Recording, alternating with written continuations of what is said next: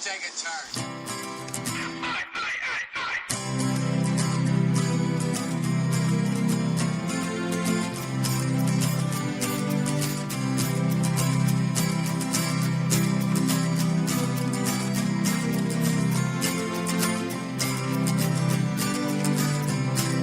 Well, greetings and salutations, everybody. Welcome to the HooperCast. I'm Connor, and on the phone with me today is Dustin. Hi, Dustin. Hello, Hooper. Hello, everybody out there in the interwebs. It's really weird to have you in my ears with a phone voice, but as we're listening to this, you have a regular voice. Correct. So through the magic of podcast sorcery. Yes. In the form of me not having internet and us having to use phones to communicate this time around. Correct. Just a little peek behind the curtain of the HooperCast. Pay no attention to the man behind the curtain. Yes, so I will be relying on Dustin for all internet-related information pulling, and Dustin will be the library. I will just be whatever I am, whatever my purpose is here. That's what I will be. You will be host, the captain of the ship. Yes, so I'm sorry if it sounds like I'm shouting people. I can't use my inside voice today because Dustin has to be able to hear me, and I have to be able to hear him. So if you have a problem with that, well, no. You know where you can shove that problem. Yeah. Shove it into a bag, right? Not, just put it in a bag. The other thing that could happen today is, like, if our reception gets bad and you start breaking up on me, mm-hmm. or vice versa, there's some limitations to this. Yes. So this will be a relatively short show, at least involving me and Dustin. My cable guy is going to be here any minute, so we're going to get through as much stuff as we can before he gets here, because then my wife said I have to go talk to him. So I was planning on avoiding him and staying up in my little HooperCast cave. Yo. Are you there? Yeah. Your voice just cut out. Oh, can you hear me? Hooper? Can you hear me, Dustin? Hey, hold on. Say something. Hello? Hello? Hello? Hooper. Okay, I'm gonna hang up on Dustin real quick, and then I'm just gonna call him back. But if he knows what's good for him, he will keep his recording going. So it'll be interesting to hear what he's saying while I call him back. So for all you out there in the interwebs, Hooper just hung up on me. Presumably because of this is quite odd. I'm going to keep this going for a little bit while I call Dustin back, get him back on the blower here. Let me call him back. That's weird. Anyway, we're going to be talking about a few things today. What? That is so odd. What is happening? Let's call him back. Dustin was trying to call me at the same time. This is just great radio for you guys at home. If we keep all this in, we may not. Dustin. What? I got his voicemail. Now I'm going to call him. Well, hopefully he kept his so I'm going to wait a few minutes and see if he calls me. Perhaps he will. What is going on? Why isn't my stuff working? All right, here comes Dustin. Hopefully. Keep it going, keep it going, keep it going. Yo, you there? Yeah. Hey. Okay, that was weird. That was weird. Well, little hiccup, little glitch in the matrix there. Right. We're going to talk about some stuff before my cable guy gets here, or my internet guy. Like I said, I was planning to stay up here in my little cave, but my wife told me I had to interact with this man when he showed up. So that's what I'm going to do. Anyway, yes. The first thing we want to get to is I told you guys in the last episode, what did I promise? I promised you that we would have updates on the box office of Fantastic Four and its critical standing. So, Dustin, do you have the numbers in front of you, like what it has on Rotten Tomatoes currently and or its box office? Yep, let me pull it up. Hold up. Because a few days ago, when it came out over the weekend, it was at a 9% when I was recording my portion of the episode last week, which was on... It is still at 9%. Oh. Yikes. The opening weekend for Fantastic Four was $25 million. Oh. $25.6 million. And that does not include foreign as well. But, yeah. Gotcha. So that's just domestic. Well, and it was what also happened over the weekend was the director Josh Trank, and this was like on Friday, I believe. I don't even think the whole weekend was over. It was either Friday or Saturday. It was on Friday. He basically tweeted out, he tweeted out that essentially it was not his fault. The movie being this poorly received critically was not his fault. That he had written, what did he say? He said like basically a year ago he had... It says... I have it right here. It says, a year ago, I had a fantastic version of this, and it would have received great reviews. You'll probably never see it. That's reality, though. Wow. So, Dustin, you and I talked recently about indie directors who are working for big studios and how it's great that you have these other successes and possibly a critical following. But the minute you sort of bite the hand that feeds you the studio you're working for, it's not great for your career. And even though I think Joss Whedon's thing was unprofessional and whatever happened with Edgar Wright, we'll never know. Like, who knows who's at fault there, but I imagine it was similar, just probably a little bit more dignified. This Josh Trank interaction is just reeks of unprofessionalism to me because he trashed. Totally. Not only did he trash talk the studio and say that his idea was better, but he did it in the middle of the opening weekend of the movie. Like he threw him under the bus before the weekend numbers were even in. Yep. Which I think is classless, especially since this is your second film and your first studio film, and you're already thrown. I don't think he's not going to not work again. I mean, Brett Ratner still gets work. This guy's going to get work, but yeah. But he's certainly not it was a going good career to move. No, they're certainly not going to entrust Fantastic Four 2 to him, and he's not going to have a big budget film in a while. And in fact, he was tapped for one of the Star Wars spinoffs, and if you remember, he was fired from that. Yeah, exactly. He was let go. Yeah. So that's just sort of case in point that you as you said, bite the hand that feeds you, then you're not going to be fed anymore. So, back to indie movies for you, it's not to say that he's not going to work again. It's just to say that it's going to be harder for him to work his way back up because he had already worked his way up. I mean, once you're handed the reins of a blockbuster, especially a superhero movie, like that's it. Like your career can be made from here on out. And, I mean, so for him to... It's just throwing his career away. I was talking to John, who we'll hear later in the show with a review of his own of another movie. John and I were talking about this on Saturday, and he compared Josh Trank to Colin Trevorrow. Colin Trevorrow, maybe it wasn't Josh Trank's.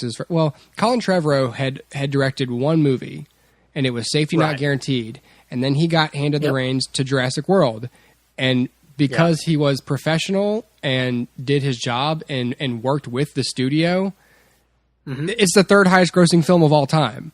That guy's going to has a long career ahead of him. I mean, whether him and the studio butted heads on Jurassic World or whatever else, there's a bunch of variables at play, sure. And, the studio that he did Jurassic World for was not Fox, so maybe that's a factor. Right. However, these are two indie directors who essentially have the same amount of experience, I believe. Like I said, I don't know how many films Josh Trank has done. I believe it's just one. I think it was Chronicle. Yeah, that's it. It was just Chronicle, yeah. Okay, so exact same situation. Two people have hit indie films or low-budget movies. They're both handed the reins to a big franchise, and one of them knocks it out of the park and makes the studio a ton of money and is now pretty much set for life and with a ton of goodwill towards him and money, and the other guy either look, Josh Trank has a point. Like I'm sure the studio is to blame for a significant portion of this film being bad, but you're the director And no matter how much the studio is breathing down your neck, the least you could do, if nothing else, would just be to lay down and give them what they want.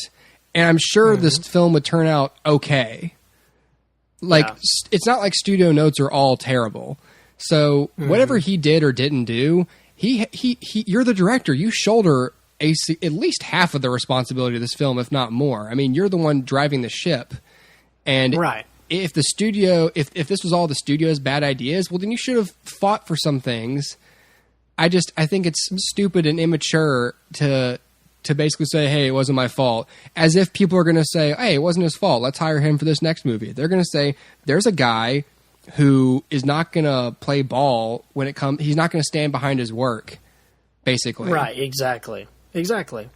And I think get in the way of our box office totals. Especially when part of your job is promoting the film, to come out and say, hey, we all know the film's doing terrible. I just want you guys to know it wasn't me. I mean, that's throwing your actors under the bus. I mean, that's throwing everyone else under the bus, and that's not cool, yo.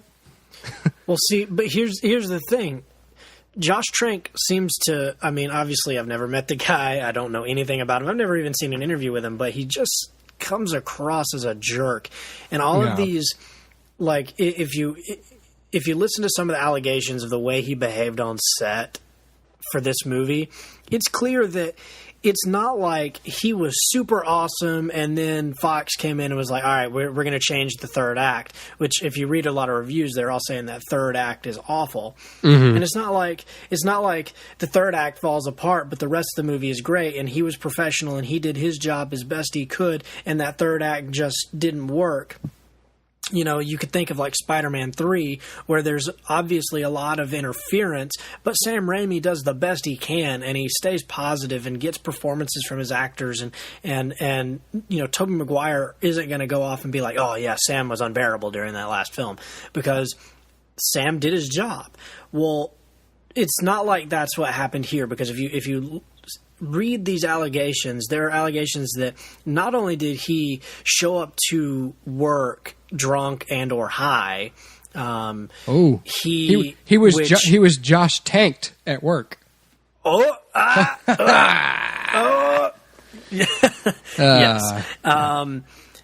But yeah, I mean, not only did that happen, but okay, so listen to this. So the studio was obviously very involved from the get-go because they want Fantastic Four to be their big, you know, franchise, you know, that rides alongside something like X-Men.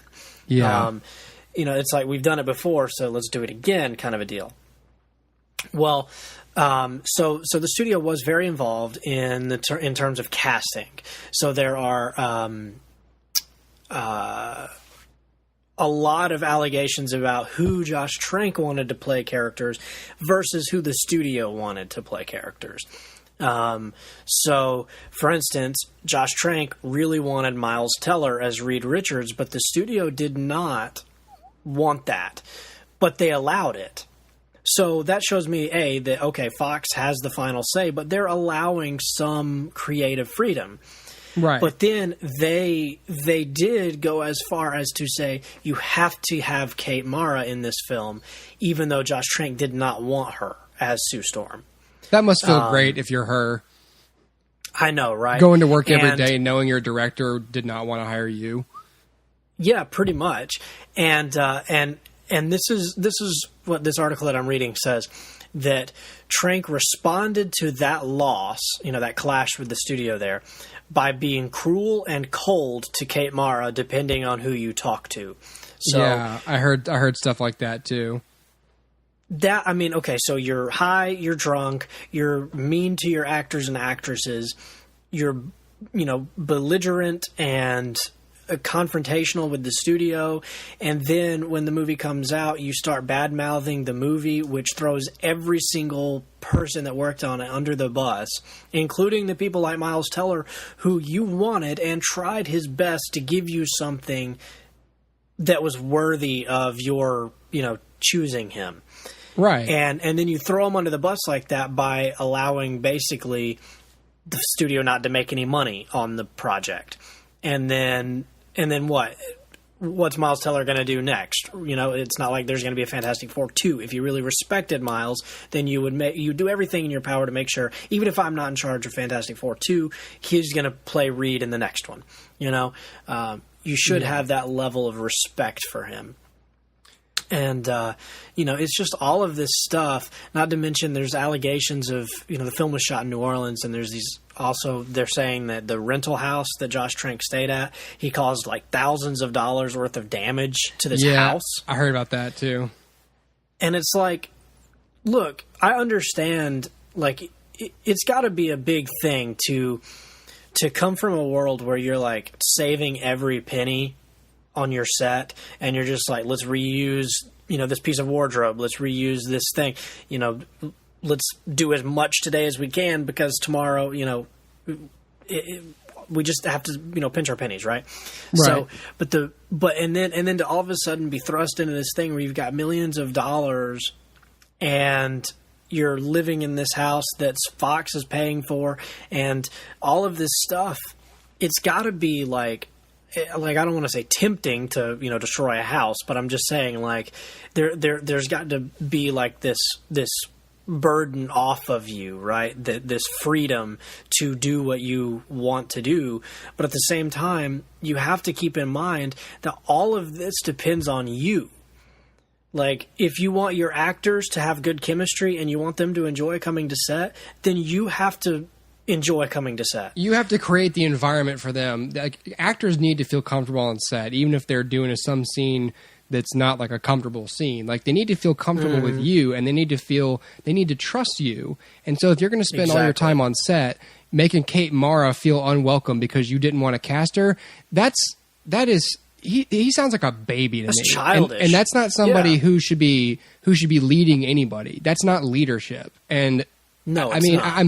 This is why, and Robert Downey Jr. had that thing recently where he basically said why he doesn't want to work on indie movies. And everybody I know from college, you know, like, basically came out and was just like, well, maybe he needs to be a little more humble, blah, blah, blah. And I'm like, Robert Downey Jr. is actually one of the most humble actors out there. Like, when he knows where he comes from, and he's proud of his success, and he should be because he earned it. Like, he's not going to pretend like he was lucky. I mean, he auditioned for Iron Man. He got it. The studio didn't want him. And yes, his friend Jon Favreau fought for him, but he's grateful. So for people to basically come out in defense of indie directors, no matter what the context, I just see more and more examples of them being whiny and complainy and really immature for a bunch of adults who want to do film for a living. Like, I don't understand. Like, in a business, it's all about relationships. For you to pitch a fit like that, and especially and treat your actors that way, like, I don't. That's crazy to me. That's asinine. Yeah, it is. It's just like to me, it reeks of this like super self-important, you know, egotistical director who's like, I can do what I want, and, you know, I can treat you how I want because, hey, I'm in charge. And that's not even, like, that's not how it should be. Film is a collaborative process, even for the director. The director has to collaborate with everybody. Like, that's his job. Like, yes, there's leadership involved, but his job is to make sure that the DP, to make sure that, you know, the editors at the end of the thing are all getting their creative fill. Like, does that make sense? Right. So all of that aside, everything else aside, how he's treating everybody, all that stuff, if he's unable to collaborate to that extent, then he does not deserve to be a director of a feature film. Right. And that's what gets me. And there's reports that he was locked out of his own editing bay, and a significant portion of the film was edited without him. Yeah, I think all the reshoots were done without him because he wouldn't do it. Exactly. And it's just like, look, dude, play ball. You know what I mean? Like, do you realize how many people? I'm not even a Fantastic Four fan. I've never read a Fantastic Four comic. I've seen the first film. I never saw the Rise of the Silver Surfer. But if somebody offered me the chance to direct Fantastic Four, I would jump at it. Like, we probably need to move on, but my whole contention is all he had to do was not fuck it up, and he fucked it up.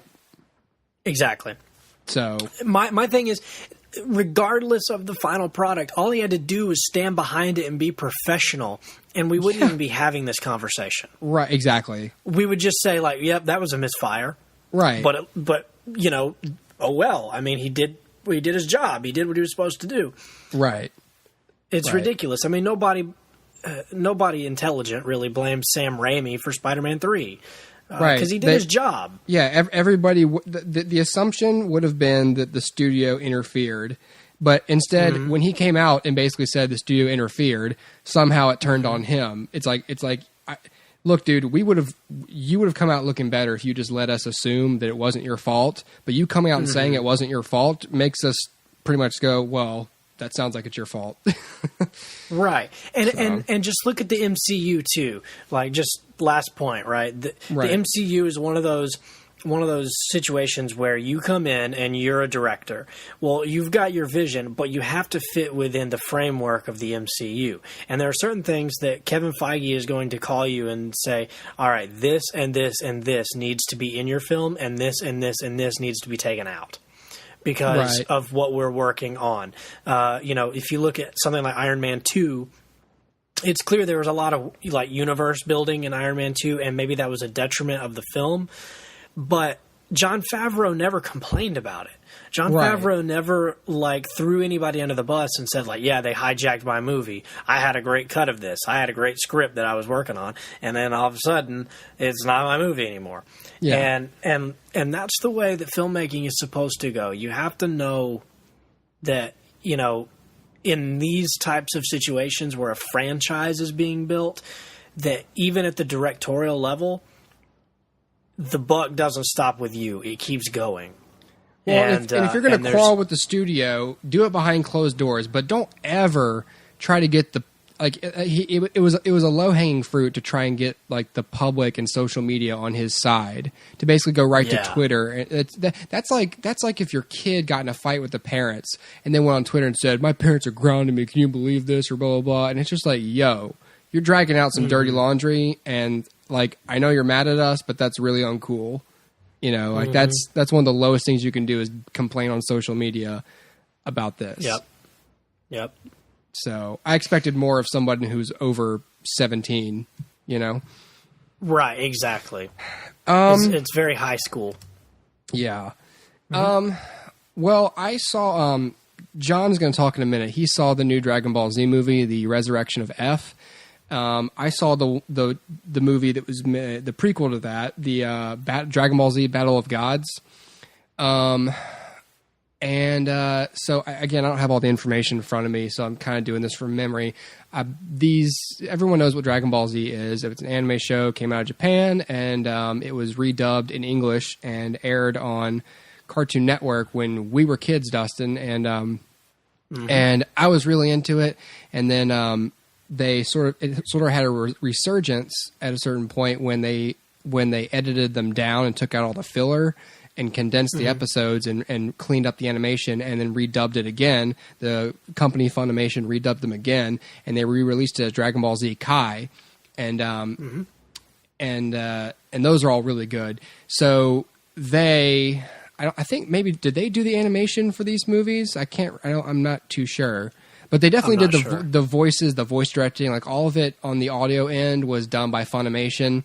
And so all the original voices that you would remember, not from the stupid Ocean dub, by the way, those people were terrible. I'm talking about the Funimation dub, you know, the popular voices of Goku and Krillin and Vegeta, Piccolo, you know, all these actors are back, and they're still doing DBZ. I mean, they're dubbing Kai. They're going to redub Dragon Ball Super when it comes to the United States, probably next year. Because that show is going on right now in Japan.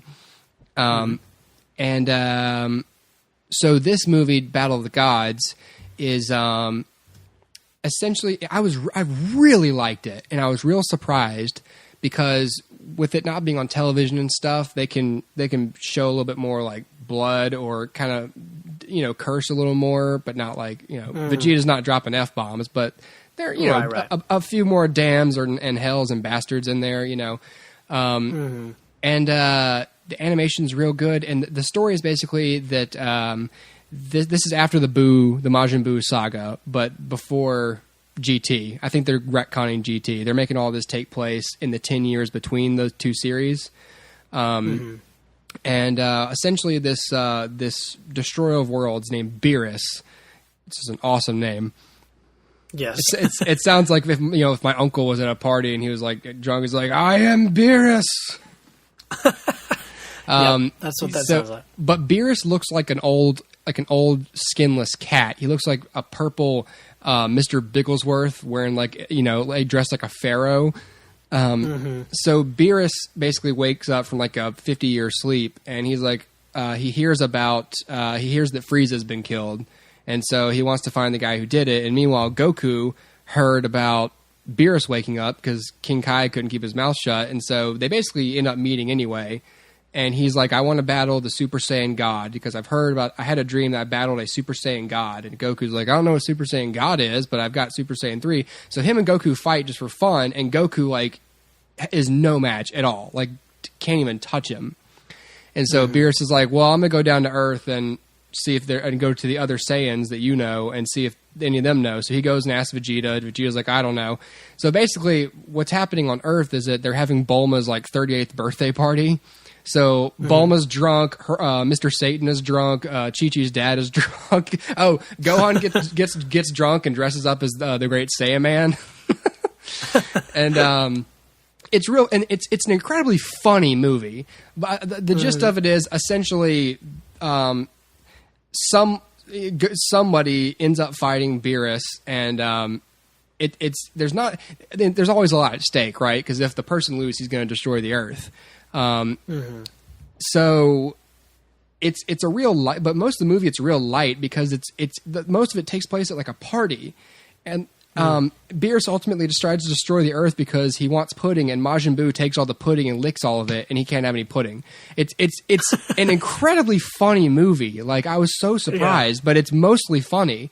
But there's all the fights you want in there. It's just it makes me really want to see the next one, the Resurrection of F, because not just because they're all funny, but like, especially if you've seen the series, you definitely need to see this film.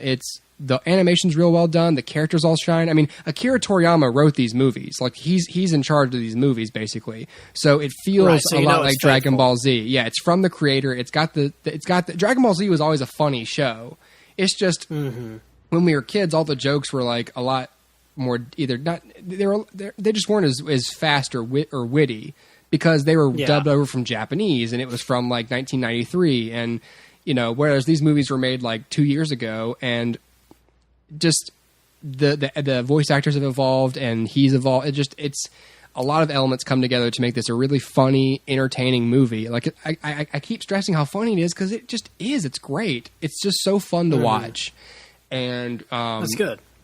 And I really want to watch it again. I want to buy it on Blu-ray because it was a joy to watch. That's awesome.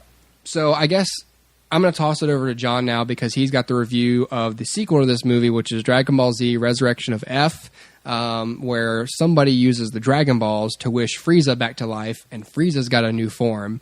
And so that's really cool, snap. too. Yeah, so I'm going to toss it on over to John for his review. Hi, John. Hello. I'll just give my brief thoughts on the latest Dragon Ball Z movie, which is called Resurrection of F.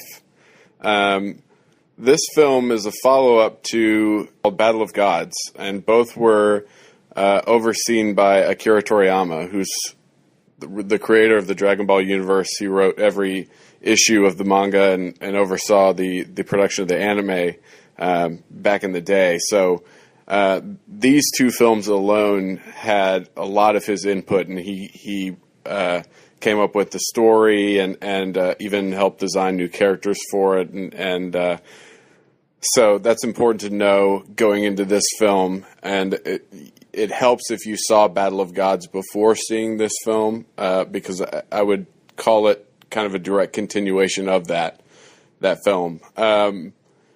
If you're a fan of the Dragon Ball Z universe, you'll know all these characters, and you'll certainly know that Frieza is a fan favorite character, and that he's probably the big villain in the Dragon Ball universe. Of all the villains that the series has had, I would say Frieza is the most popular. So that being said, a lot of people were very excited when this was announced, and it's already been. It was released in Japan several months ago, and so the buzz has been building up for this film, and I got to say I enjoyed it quite a bit.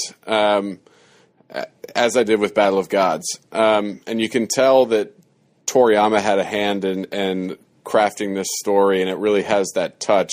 It's a good mix of humor and action, and it has a lot of those character moments that I feel were lacking in the previous 13 films, which weren't bad.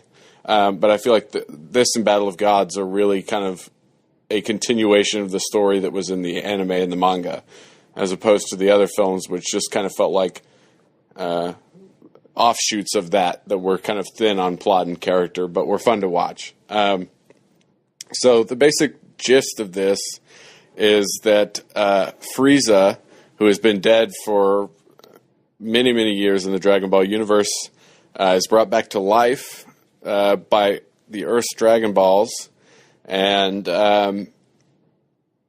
through a matter of training, he has become even stronger, and so he returns to Earth to destroy it, to kill Goku and his friends. So you're going to see a lot of the characters that battled Frieza in the series return, and you're going to see some characters that were introduced in Battle of Gods return, and so it's kind of a reunion of sorts, but there aren't nearly as many characters as they could have had in here. And I think they kind of weeded out some of the characters that you may not kill to see. And so it kind of focuses on the characters that you want it to focus on, as opposed to Battle of Gods, which kind of brought back every character since it had been over a decade since the Dragon Ball movie had come out. So, like I said, I really enjoyed the movie. I feel like there were some things in the plot that were a little implausible, but it was just little things, I think, nitpicky things.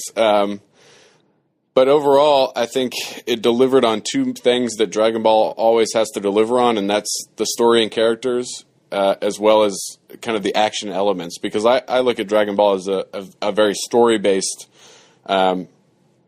work of fiction, and it has a lot of character to it and a lot of heart to it, and it has a lot of twists and turns in the plot, and it's very interesting. But I think most people know it as an action cartoon.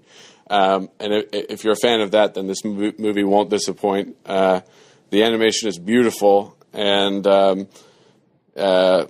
is a ton of action sequences, well done action sequences throughout the film. And of course, you get to see Vegeta and Goku fight Frieza again, which is pretty incredible. And I saw this on the big screen, so it was really great to see all these characters again in these gorgeous fight scenes on a theater screen. So it definitely delivers in terms of the action, which is really what the series is best known for.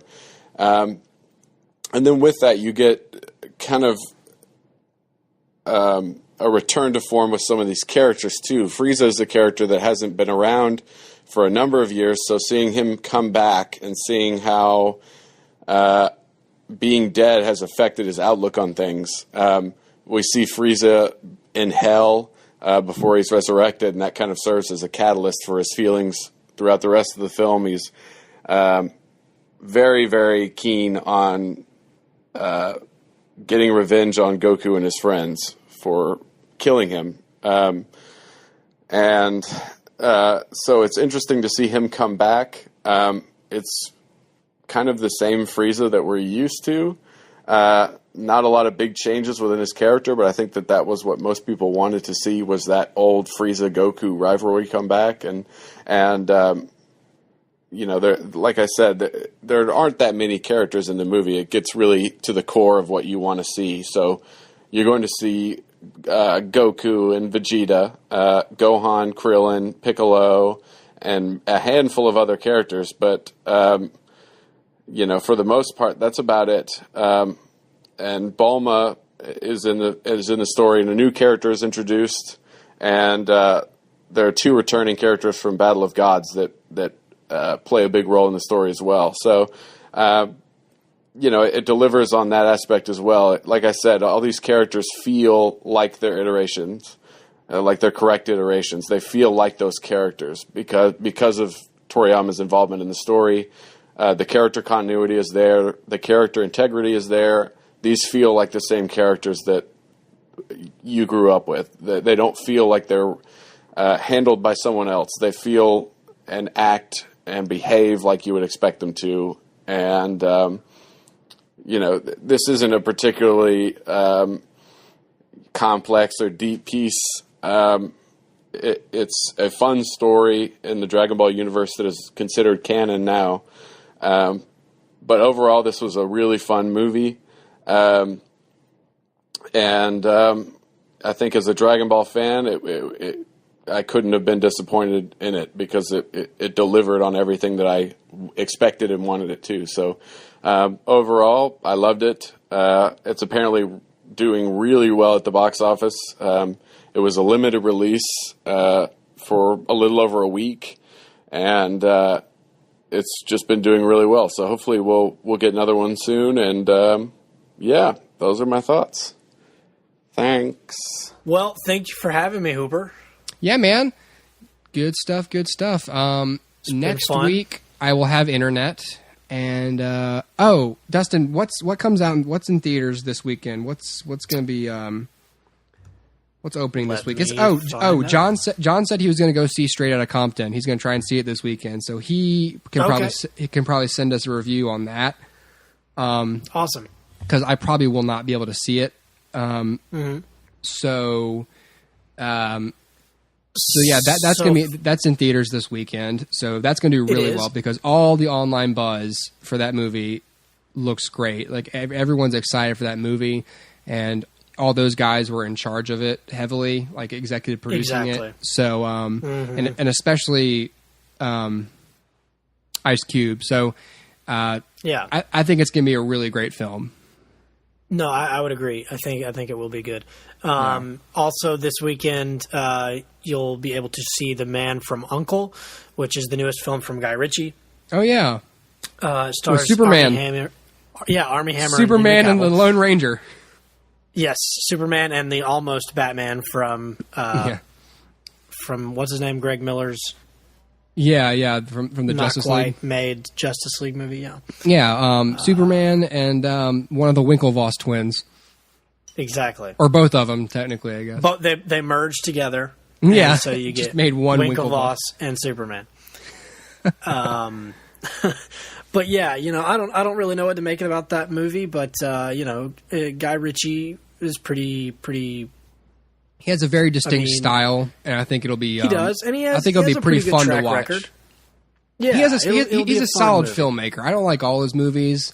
I find it a little weird that a British actor is going to play the American, and the American actor is going to play a Russian spy. Yes, that is strange. Just that as a premise kind of irritates me. I know this whole thing in movies is like, hey, anyone can do the accent. I mean, it doesn't really matter where. And I'm like, yes, but maybe it's just a personal hang up for me because I'm like, okay, so you're a Brit pretending to be an American, and you're an Englishman pretending to be a Russian guy. Why don't you just get the guy who's geographically closer to Russia to be the Russian guy, and then you just talk normal? Right, exactly. Because me, just for me, it's like most people screw up whatever dialect they're trying to nail. Mm-hmm. I don't know.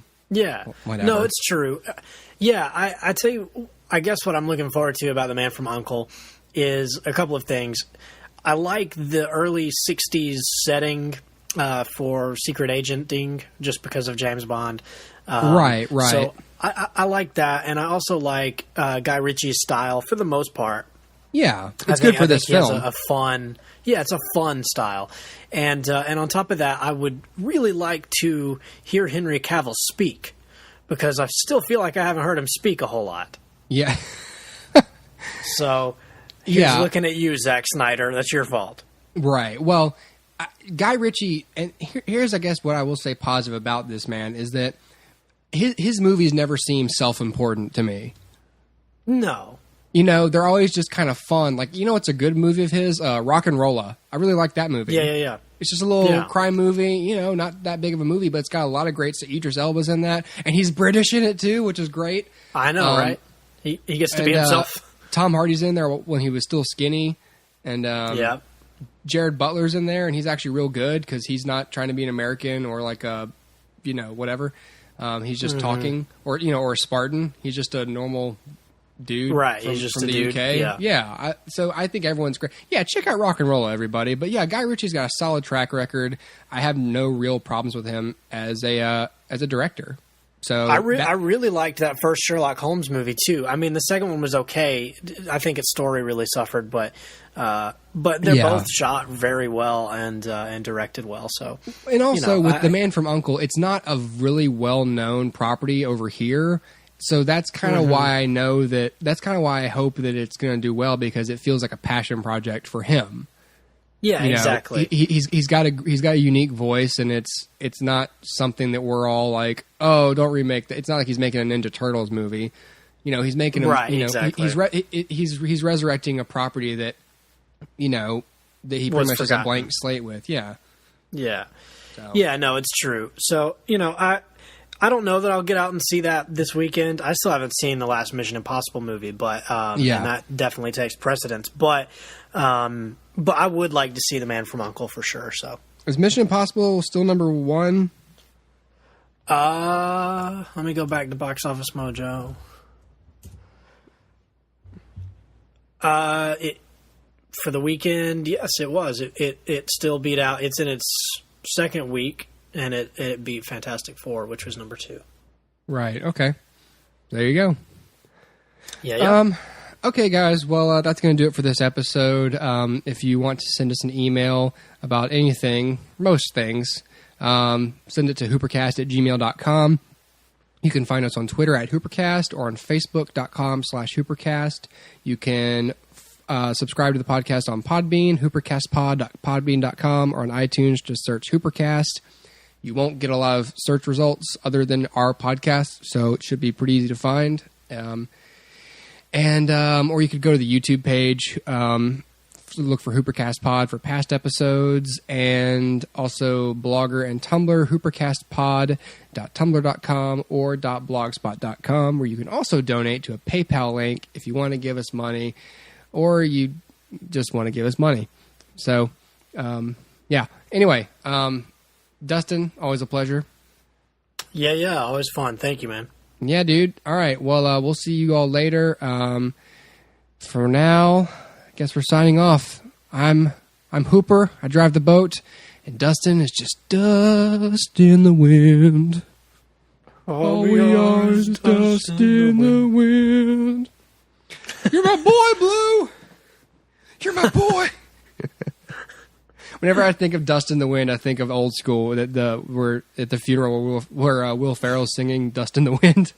I close my eyes. You're my boy, Blue. All right.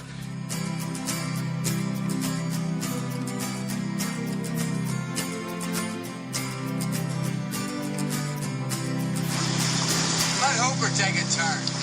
Hooper drives the boat, Chief.